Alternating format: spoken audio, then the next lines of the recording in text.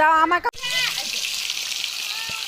আসসালামু আলাইকুম এভরিওয়ান, দেশ এবং দেশের বাহিরের যে যেখান থেকেই আজকের ব্লগটি দেখছেন সকলকে অনেক অনেক শুভেচ্ছা ও ভালোবাসা। আজকে আমরা জুলাবাতি খেলবো, তো সেই আয়োজনগুলো কি কি আছে। এখানে সবজি রান্না হচ্ছে, ফুলকপি, তারপরে টমেটো, সিম এবং নতুন আলু দিয়ে একটি সবজি রান্না হবে।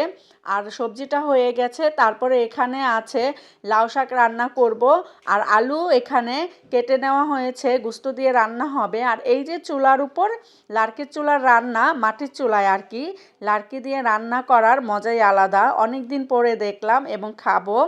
এখানে চিংড়ি মাছ দিয়ে আছে করলা ভাজি আলুর সাথে। আর এই জুলাবাতি খেলাটা আমরা অনেক দিন আগে ছোটোবেলা খেলতাম, আর এখন আজকে যেহেতু সুযোগ পেয়েছি একদম হাতছাড়া করব না। এই যে গরুর গোশত রান্না হবে সাথে, তো বাড়ির সকলেই মিলে আমরা ছোট থেকে বড় সকল সদস্যরাই আজকে এই জুলাবাতি বা চড়িপাতি খেলার ভিতরে অংশগ্রহণ করেছি। আর এই বাড়িটা হচ্ছে আমার বড় আপার বাড়ি। এখানে গিয়েছি আমার ভাগ্নি মিম ওর স্বাদের অনুষ্ঠান, তো সেইখানেই গিয়ে আমরা 2-1 দিন বাড়িয়ে থাকলাম। আর ওখানে আমরা খুব মজা করলাম, জুলাবাতি খেললাম, সেই ছোটোবেলার স্মৃতিগুলো মনে পড়ে গেল। আর এখানে আমার ছোট বোন নিয়ে এসেছে এই কী বলে পেয়ারা নিয়ে এসেছে, তো পেয়ারা কেটে খাবো। আর এই যে এখানে টমেটো চাশনির কথা আমি ভুলে গিয়েছিলাম, টমেটো চাশনিটা রান্না হবে। তো এক এক করে মরিচ, পেঁয়াজ, আদা, রসুন সব কিছু দিয়ে এটাকে রান্না করা হবে।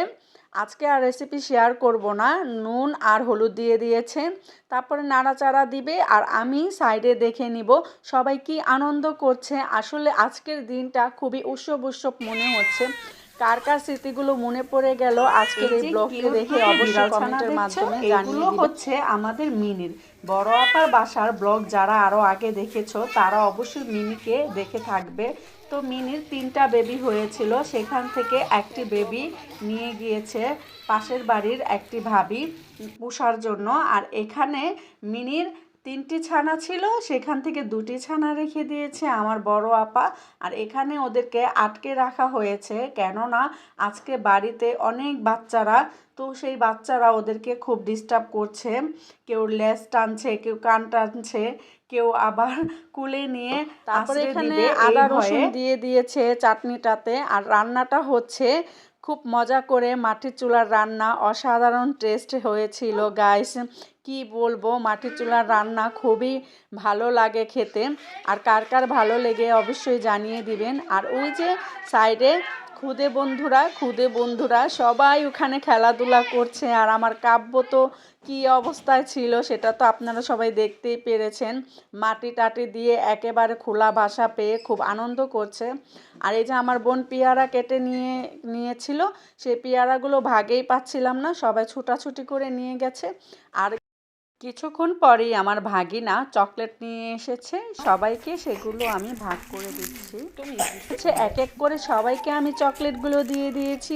আর বাচ্চারা তো চকলেট পেলে মহা খুশি, সেটা তো সবাই জানে। তো সবাই